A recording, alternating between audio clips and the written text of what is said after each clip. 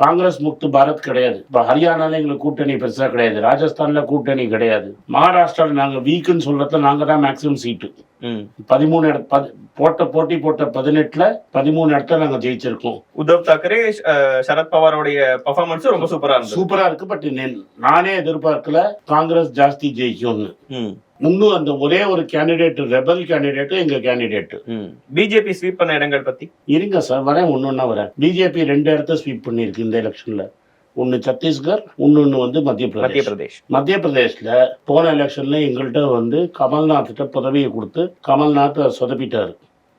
அதை நாங்க தோத்துட்டோம். அங்கேருந்து எங்களால ரிகவர் பண்ண முடியல. கமல்நாத்தே 2 நாளைக்கு எலெக்ஷனுக்கு 10 நாளைக்கு முன்னாடி கட்சியை விட்டு வெளில போற அளவே போயிட்டாரு. அவர் கொடியை இறக்கி வேற கொடியை போட்டு ஜெய் ஸ்ரீராம் தான் பேசிட்டாரு. ஸோ கமல்நாத்தே ஆல்ரெடி சிந்தியா போயிட்டாரு. கமல்நாத்தும் போயிட்டா கட்சியே இருக்காதுன்னு மக்கள் டெஃபினட்டா டிசைட் பண்ணி தான் எங்களுக்கு ஓட்டு போடல.